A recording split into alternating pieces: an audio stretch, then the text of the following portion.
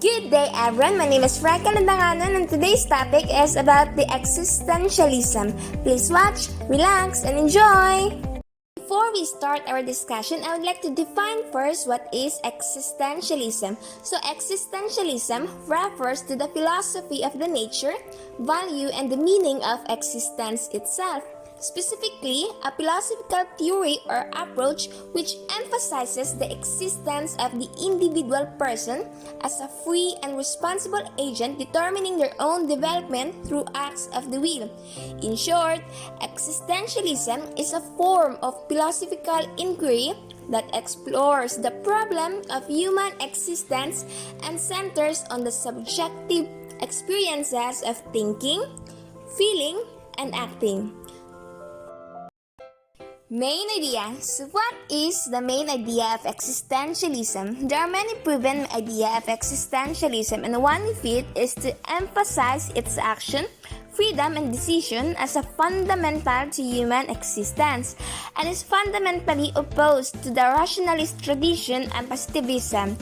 That is, it argues against the definition of human beings as a primary rational.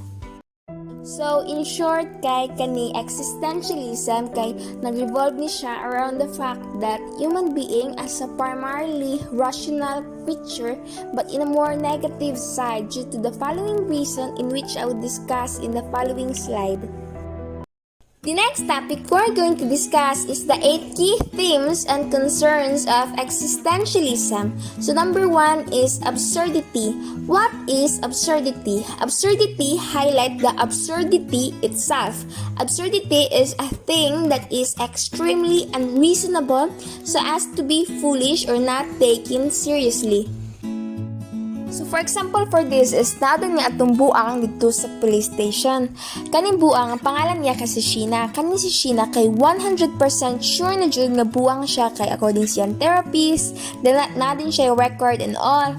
Then kaning si Sheena kanag-adto siya dito sa police station for a purpose na musumbong sa mga pulis na ang nagpatay daw kay John, kay si Angel.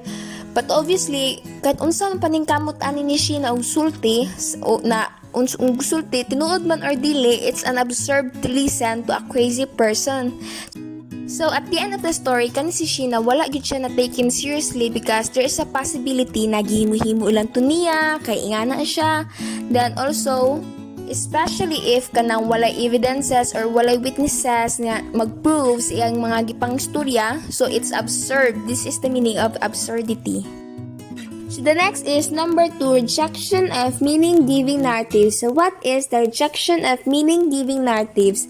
So rejection of meaning-giving narratives in existentialists, they do not believe that there is a God who gives life meaning, and according to them, we were not designed with any purpose set out for us.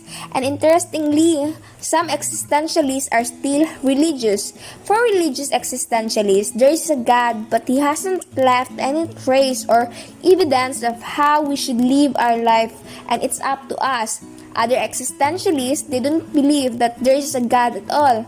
This has made them pause and wonder, how can I give meaning to my own existence? So, in short, kaning rejection of meaning-giving narratives, kay for example, ani is kanang pobre kaayo ka, tapos kanang dili pud kay kagwapo or gwapa sa pananaw sa uban, dili ka bright, then dili pud ka kanang sociable, wala kay friends, to the point na wonder na lang ka what is the purpose of your existence. This is the kuan. This is the rejection of meaning-giving narratives, like gina-reject nimo ang meaning sa life. Next is number 3, alienation. So what is alienation? Alienation is the concept in which identifies a distinct kind of psychological or social ill, such as one involving a problematic separation between a self and other that properly belong together. So, for example, for alienation is when a cheating wife or husband is discovered. So, obviously, when you discovered someone whom you promised to spend your entire life together, you would no longer be able to stand around him or her. So, in the end of the story, he or she files for a divorce, and that is when the marriage was alienated or were alienated.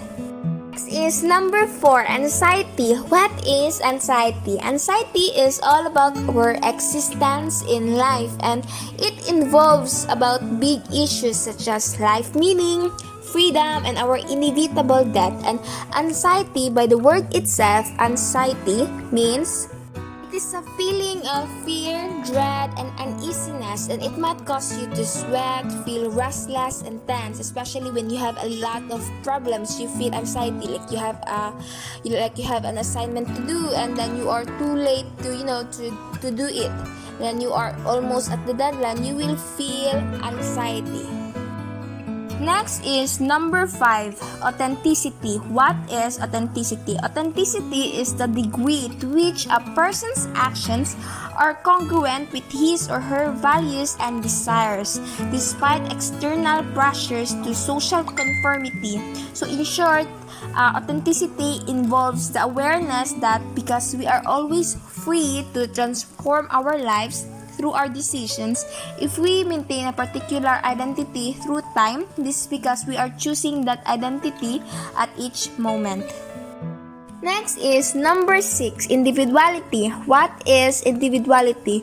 This gives emphasis on moral individualism rather than seeking the highest good that would be universal, and existentialists have sought means for each and every individual to find the highest good for them, regardless of whether it might ever apply to anyone else or at any other time. Also, it holds that there is no basic and given human nature that is common to all people, and so each person must define individually what humanity means to them and what values or purpose will dominate in their lives. Like, for example, individually, I defined my existence on this world as living my life to the fullest. Like, I do what I want to do without minding other people's business, and that is an example of individuality.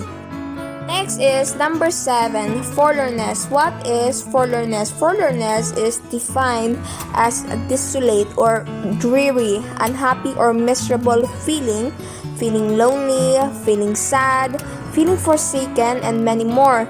And then you have the feeling like you have no hope anymore and full of despair. Last but not the least is that. What is that? That in existentialism allows the person's self-awareness and makes him fully responsible for his action alone. And according to a certain philosopher, namely Sartre, that is not a structure for itself. In fact, that is something that will alienate us to a whole new level. It would alienate us in our suffering and more.